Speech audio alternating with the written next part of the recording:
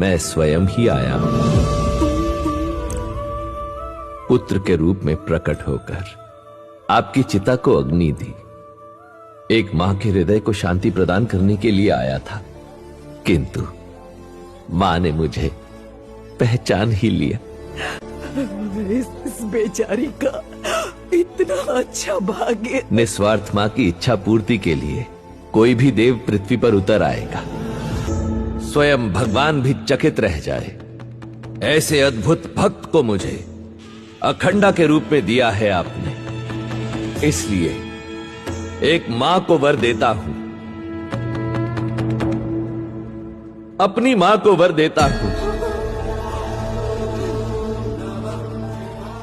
ममैक्य प्राप्तिरस्तु। Shiv Shiv Om Shiv Shiv Om Shiv Shiv Svasti.